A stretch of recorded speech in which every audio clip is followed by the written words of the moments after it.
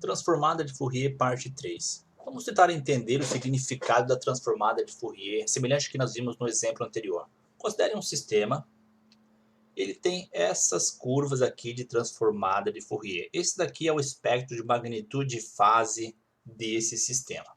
Nós temos um gráfico aqui de magnitude, variando aqui de 0 até 1 e variando de 0 até mais ou menos 20 e poucos kHz. Mesma coisa para fase, nós temos aqui um gráfico de fase, começando em 0, caindo, conforme a frequência vai aumentando. Digamos que esse sistema aqui tem essas duas curvas como transformada de Fourier. Vamos considerar um sinal de entrada que tem esse espectro aqui. Supondo que a gente está aplicando um sinal x de t, sinal periódico, e depois que a gente calculou a série de Fourier, nós chegamos nesse espectro de magnitude e fase para o sinal de entrada. Então aqui nós temos a transformada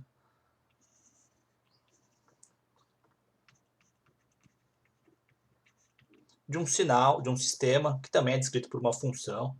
Vamos chamar aqui de um S de t. Opa.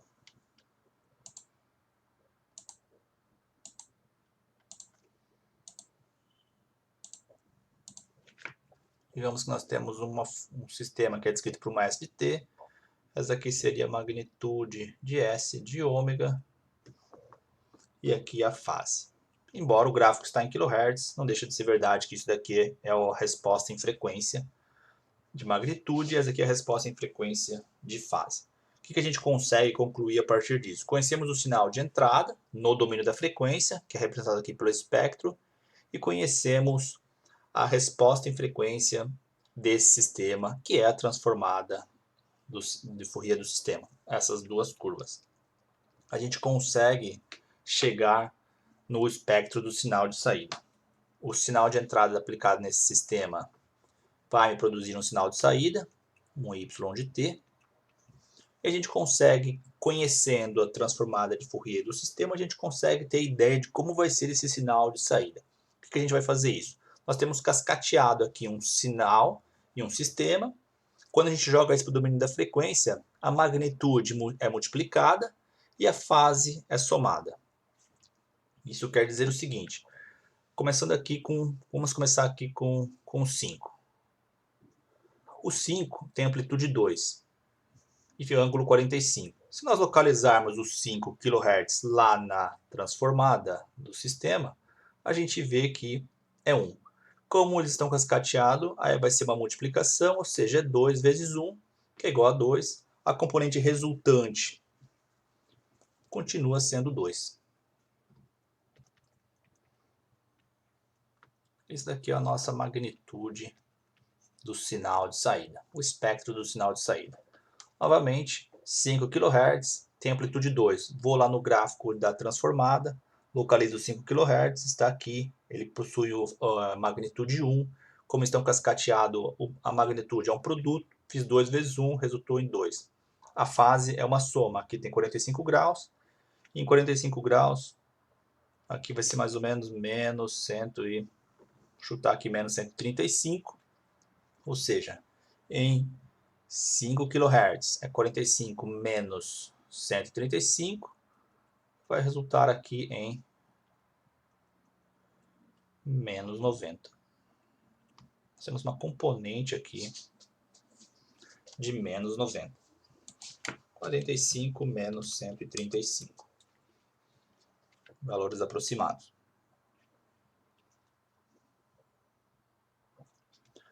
A componente de 10 kHz tem amplitude 1,8. Vou localizar 10 kHz na curva da transformada. Ela está aqui. Tem uma magnitude, vou chutar um valor aqui também, 0,92. Digamos que isso daqui é 0,92. O resultado, em 10 kHz, vai ser 1,8 vezes 0,92. Vamos ver quanto é. 1,8 estado 1,6. Aqui, portanto, a amplitude disso é 1,6. Em 15 kg. E a fase? A fase era 0. Localizei a fase aqui 10. mais ou menos menos 300 graus. Então aqui, vou quebrar aqui para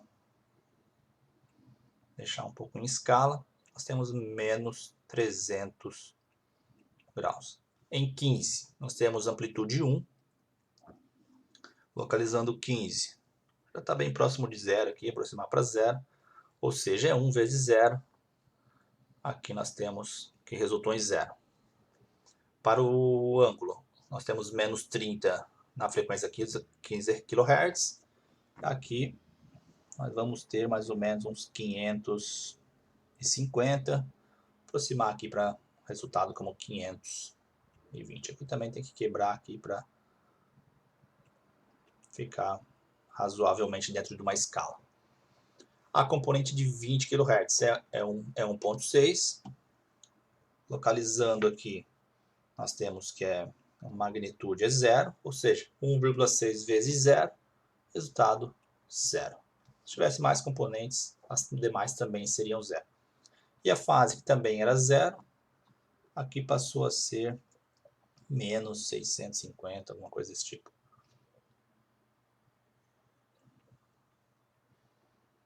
Menos 650. Conclusão. O que nós estamos fazendo? Nós estamos multiplicando o espectro do sinal de entrada por esta curva. O resultado foi esse espectro aqui. E a fase a gente está somando. Uma vez que eles estão cascateados, o produto a magnitude é um produto e a fase é a soma. Semelhante ao que nós temos para o diagrama de Bode. O que a gente conclui daqui?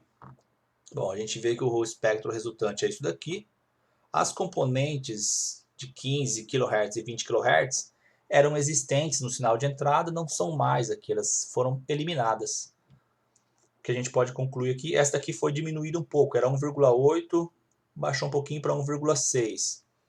Já dá para concluir que esse sistema aqui é, por exemplo, um filtro passa-baixas. As componentes de baixa frequência, por exemplo, 5 kHz, estão passando. Tinha 2 na entrada, vou mudar agora aqui para laser. Tinha 2 na entrada, apareceu 2 na saída, ou seja, esta componente de 5 kHz passou para a saída. A de 1,8 passou, mas atenuou um pouquinho. A de 15 kHz que tinha na entrada era 1, não passou para a saída, foi filtrada, foi eliminada aqui por esse sistema. Mesma coisa para a componente de 20 kHz. Ela não passou para a saída, ela foi filtrada porque a saída é zero. Esse aqui é o resultado da fase dado pelo sistema, mas a gente consegue ver aqui que esse sistema tem um comportamento passa-baixa. E é desta maneira, esta é a importância da gente conhecer a transformada de Fourier de sistemas que a gente vai poder depois analisar. Repare o seguinte ainda, nós temos um sistema que, a partir desse sinal de entrada, resultou nesse daqui.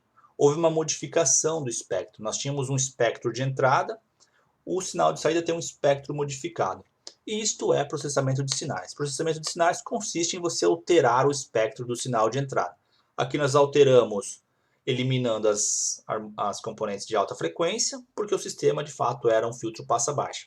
Mais para frente a gente vai poder projetar um sistema que a gente faz o que a gente quer com o espectro. Mantenha as componentes, apenas diminua, elimine todas, mantenha uma ou outra, mantenha somente de 10 kHz e assim por diante. Nós vamos projetar sistemas que vão ter resposta em frequência, que vão ter transformadas de acordo com o nosso interesse, para a gente modificar o espectro. Resumidamente, o processamento de sinais consiste em alterar o espectro de um sinal. Você tem um sinal de entrada, você resultou aqui num sinal com espectro alterado. Aqui termina este vídeo.